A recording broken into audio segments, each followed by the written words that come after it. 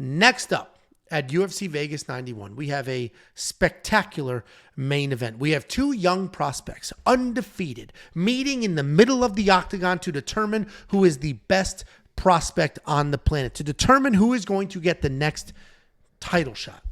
Shit, I'm looking at the wrong notes. Oh, we have a guy who was just face down, unconscious. Wow.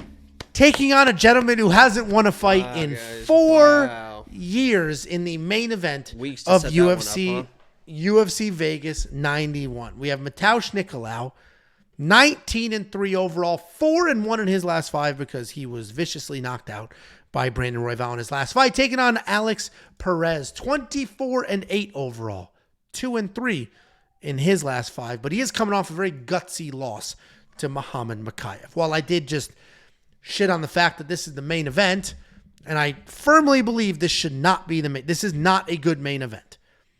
That's just with name recognition and implications. To me, a main event should be two famous people or a fight that matters as far as title contention, and I would just rankings, things just like kind that. of butt in here just real quick and just say that I think that Dana and Mick Maynard and Sean Shelby do a great job with matchmaking and putting these cards together. This is a great matchup. Agreed.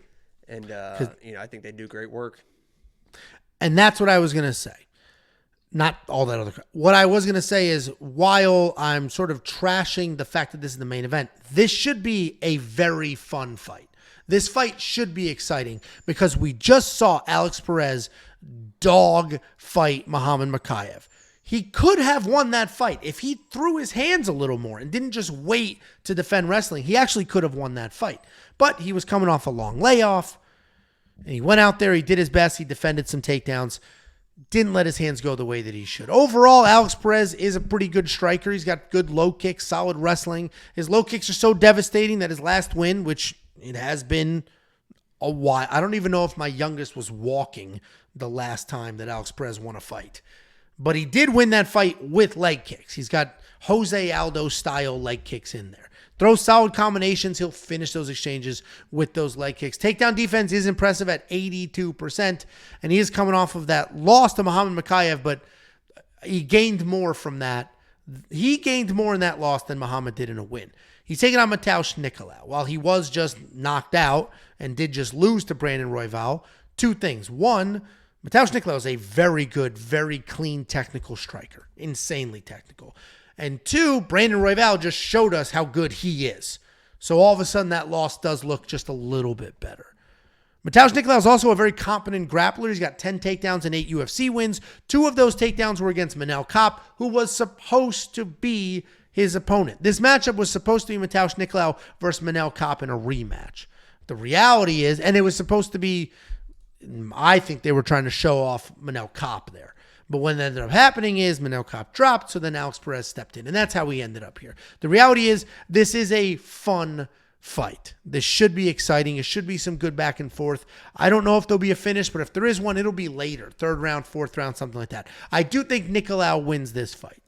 And I think it's a bit of a trap because I think people are going to see Alex Perez have a close fight with Muhammad Mokaev, a very close fight that he could have won if he just let his hands go a little bit. And they're going to be fooled into thinking that Alex Perez is a great dog here. Oh, great underdog. He almost won his last fight. It's not going to be that. I think Matheus Nicolau is just that much better of a striker. He's going to beat Alex Perez to every single punch. He's going to stay in his face. He's going to touch him up. Matheus Nicolau is going to be the pick here, but he was just knocked out. And sometimes when we get people who were knocked unconscious, it sort of changes how they fight. They're not as aggressive. They're not as willing to trade. But I am going to go Matheus Nicolau here. Jakey boy, what do you think?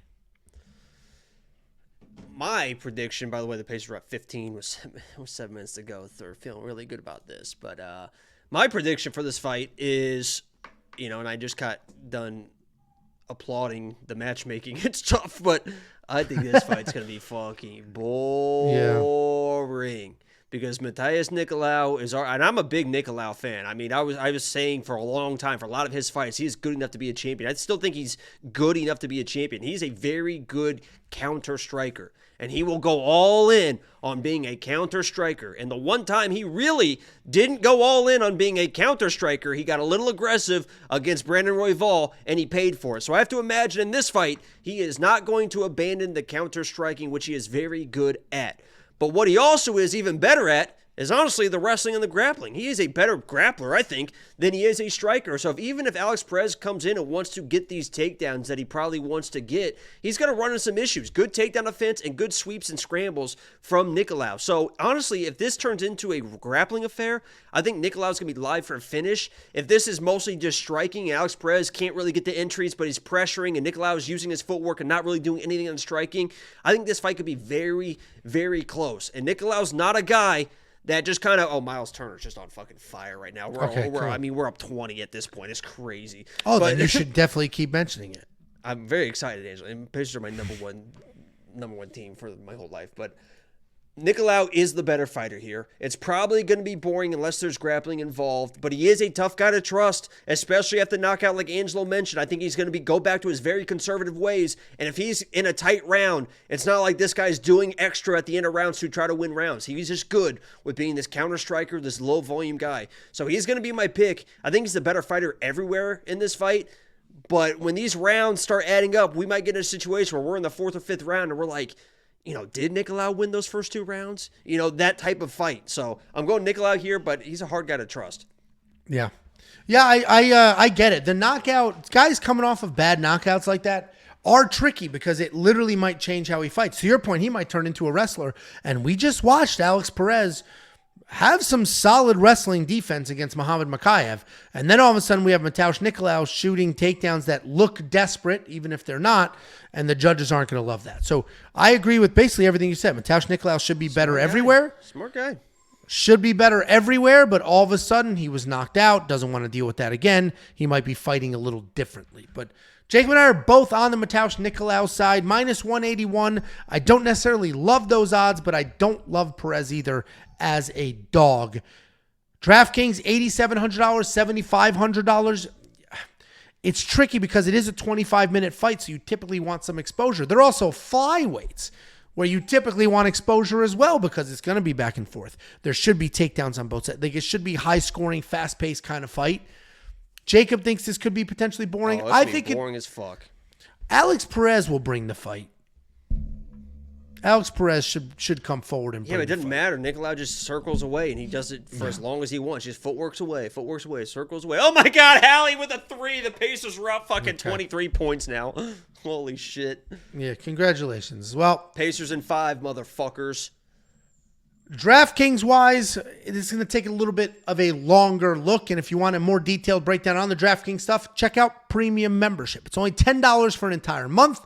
We have a full DraftKings slate, a full DraftKings cheat sheet. Same exact thing with FanDuel. We got picks, we have bets, we have round line leans, we have an artificial intelligence. We have so much. WeWantPicks.com. Click Become a Member at the top. It is only $10 for an entire month.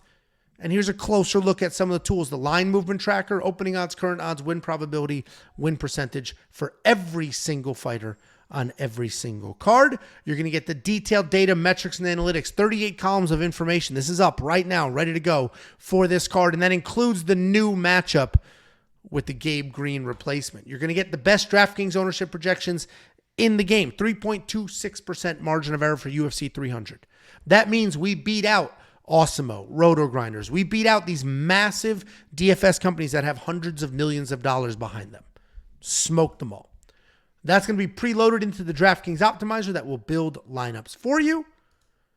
And you're going to get more than just me and Handsome Red. You're going to get Running Mouth MMA. You're going to get Artem. You're going to get the Pick Doctor breaking down fights with artificial intelligence. Jakey boy, any words for the people? You got anything to say before we hang this thing up? Like the stream if you haven't already before you go, and if you missed the beginning of the stream, I pranked Angelo into thinking he's getting a 303 ticket, so you might want to go back to the beginning of the stream and watch that, because that was a prank, bro. Yeah, he's gonna be all excited and talk to his wife and realize with my duffel bag, just June 25th, just standing there with my duffel bag like an idiot. Pacers Well, in guys, 5. thanks for the watch. We appreciate you. And I don't know how many fights we have in a row, but I think we have multiple weeks of fights. Multiple months. Either way, guys, thanks for the watch. We appreciate you. Like, subscribe, do all those things. And we'll be back on Thursday. Jake will be back on Saturday for normal fight week stuff. And lock of the week tomorrow? Yeah, we'll see. Okay, we will see.